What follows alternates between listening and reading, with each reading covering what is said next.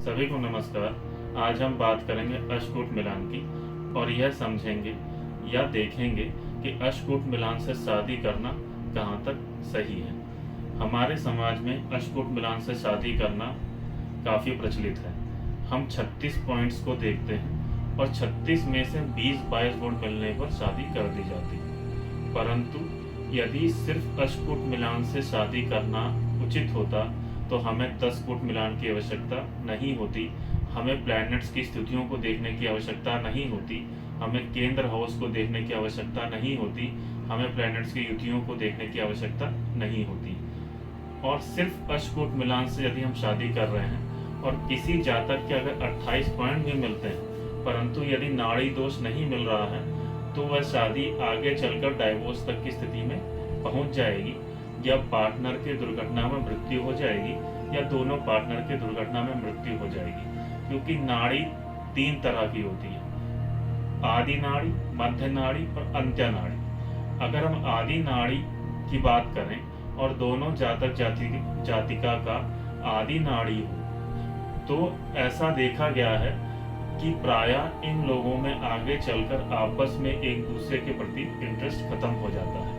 यदि हम मध्य नाड़ी की बात करें तो मध्य नाड़ी में दोनों पार्टनर को दुर्घटना होने का खतरा बना रहता है और उनकी मृत्यु की संभावनाएं काफी हद तक बढ़ जाती है। उसी तरह से यदि हम अंत्य नाड़ी की बात करें तो अंत्य नाड़ी में भी किसी एक पार्टनर की दुर्घटना में मृत्यु हो जाती है। तो हमें नाड़ी दोष को हमेशा अवॉइड करना चाहिए और बचना चाहिए कि नाड़ी दोष यदि है कुंडली में तो शादी ना करें। और यदि शादी करना आवश्यक है तो पूरी तरह से सारी रेमेडीज को करके हमें आगे बढ़ना चाहिए, अन्यथा यह शादी करना उचित नहीं होगा। बात करें शादी की तो शादी में नाड़ी मिलान और भकूट मिलान यदि मिलता है तो बाकी पॉइंट्स को ना देखे बिना भी शादी की जा सकती है, कहीं ना कहीं शादी सरवाइव कर जाएगी। अभी हमने देखा कि अष्टकूट मिलान में भकूट मिलान और नाड़ी मिलान को देखना कितना आवश्यक है, लेकिन सिर्फ अष्टकूट मिलान को देखना ही समुचित नहीं है। हमें 10 कूट मिलान को देखना भी आवश्यक होता है, हमें प्लैनेट्स की स्थितियों को भी देखना आवश्यक होता है, हमें बुध की स्थिति को भी देखना आवश्यक है। यदि बुध उस कुंडली में खराब है तो वो जातक गलत डिसीजंस लेगा जिससे आगे चलकर आपको फाइनेंस की समस्या हो सकती है और आपके बच्चे नालायक निकल सकते हैं क्योंकि वो अपनी लाइफ में निर्णय लेने में गलतियां करेगा। और हमें कुंडली में केंद्र भावों को भी देखना आवश्यक है।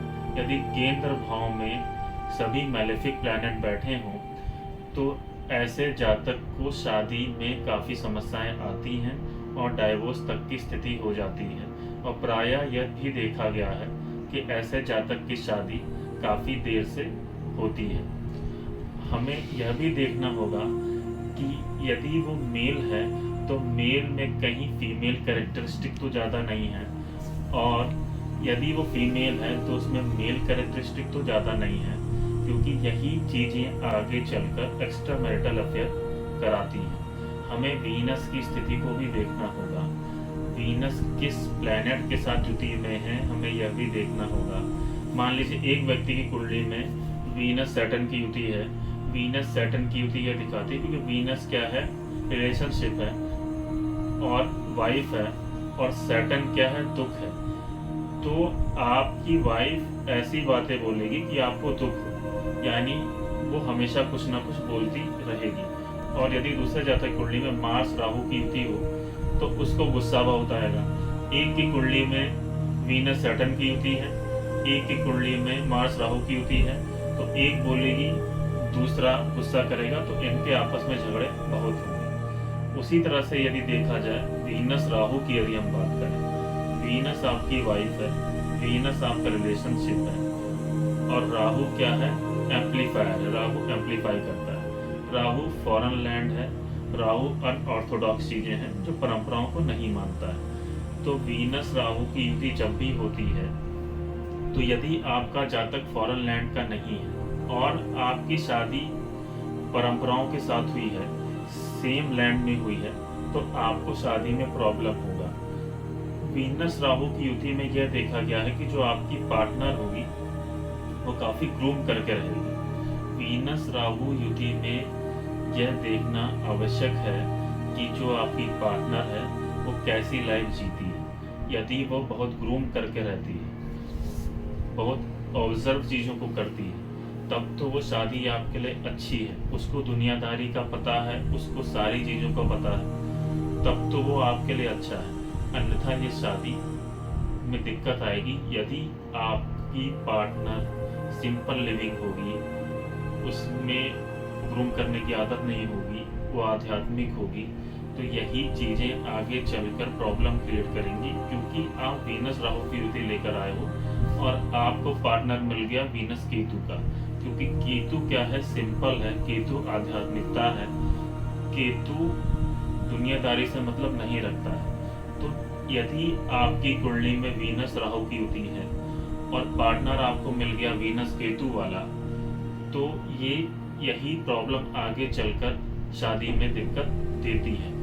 अब हम बात करते हैं शुक्र बृहस्पति युति की। तो शुक्र बृहस्पति संन्यास है, शुक्र रिलेशनशिप है।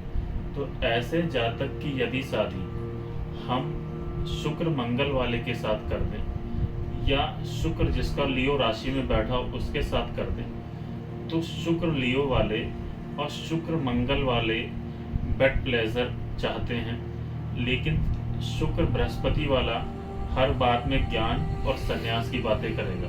तो एक जातक संन्यास की बात करेगा, एक जातक बेड प्लेजर की बात करेगा। तो यही युति आगे चलकर एक्स्ट्रा मैरिटल अफेयर को दिखाती है। अब हम बात करेंगे शुक्र बुध युति की। तो शुक्र बुध युति में बुध क्या है, जॉय का कारक है, बुध इंटरटेनमेंट का कारक है। तो शुक्र बुध युति यदि किसी जातक में होती है तो ऐसा देखा गया है कि उसको जो पार्टनर मिलता है वो या तो कम एज का होगा या वो बहुत ही कम्युनिकेटिव होगा, वो आपसे सारी बातें शेयर करेगा, वो जॉयफुल नेचर का होगा, वो एंटरटेनमेंट नेचर का होगा। लेकिन यदि यहीं बुध खराब हो गया तो बुध मल्टीप्लायर भी होता है, तो मल्टीपल रिलेशन देता है, अर्थात शादी के बाद भी एक्स्ट्रा मैरिटल अफेयर होगा। यदि ये युति किसी मैलेफिक प्लैनेट सन या मार्स के साथ आ गई तो ऐसे जातक शादी के बाद भी एक्स्ट्रा मैरिटल अफेयर करते हैं। अब हम बात करेंगे चंद्रमा की, क्योंकि चंद्रमा आपका मन है। तो चंद्रमा की युति जब भी शनि प्लैनेट के साथ हो जाए या सैटर्न प्लैनेट के साथ हो जाए, तो सैटर्न क्या है, दुख का कारक है, सैटर्न डिसिप्लिन है, चंद्रमा आपका मन है। तो ऐसे व्यक्ति हमेशा नेगेटिव थिंकर होंगे, नेगेटिव बातें बोलेंगे और हमेशा इनका मन दुखी या उदास रहेगा, या ये ऐसी बातें बोलेंगे कि सामने वाले को दुख हो। तो चंद्रमा शनि युति भी शादी के लिए बहुत अच्छी नहीं मानी जाती। उसी तरह से यदि हम मून मार्स युति की बात करें तो मून आपका मन है, मार्स गुस्सा है, तो यह युति आपस में झगड़ा कराती है। और यदि इसके साथ केतु प्लैनेट भी जुड़ गया तो झगड़े के साथ साथ तोड़फोड़ भी होगी। अब हम बात करेंगे मून राहु और मून केतु युति की। मून राहु और मून केतु युति रिलेशनशिप चैलेंजेस देती है। मून केतु युति प्रायः ऐसा देखा गया है कि डाइवोर्स तक की स्थिति पहुंच जाती है यदि आपका केतु गड़बड़ है या उस पर किसी बेनिफिक प्लैनेट की दृष्टि नहीं है। अब हम बात करेंगे कुछ ग्रहों की, जैसे सूर्य की, मंगल की, शनि की। तो शनि यदि द्वितीय भाव में बैठ जाए या शनि 2 नंबर राशि में बैठा हो तो ऐसे जातक की शादी होने के बाद इनके इन लॉज की अगर प्रॉब्लम्स आ जाती है, इनके इन लॉज के बर्बादी के दिन शुरू हो जाते हैं। उसी तरह से यदि सूर्य मंगल शनि लग्न में बैठा हो या ये 7वें भाव में बैठा हो तो ये भी रिलेशनशिप चैलेंजेस को देता है। यदि सूर्य 7वें भाव में है तो सूर्य ईगो का कारक है, तो ऐसे जातक में ईगो की समस्या को देखा गया है, या ऐसे जातक में आपस में ईगो की लड़ाई चलती है।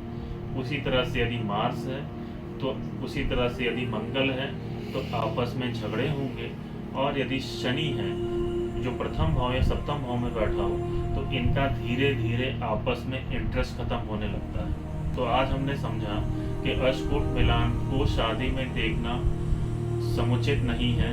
हमें ग्रहों की स्थिति, ग्रहों की युतियों और कुंडली में केंद्र भाव, इन सभी भावों का समुचित रूप से विश्लेषण करना होगा ताकि आपकी शादी में कोई समस्या ना आए, क्योंकि आप अपने पार्टनर के साथ अपनी लाइफ का आधे से ज़्यादा समय बिताते हो। तो शादी करना आपकी लाइफ का सबसे बड़ा इवेंट है। तो इस इवेंट को सिर्फ अष्टकोट मिलान देखकर करना उचित नहीं है। और भी बहुत से बिंदु हैं जिनको आपको देखना होगा।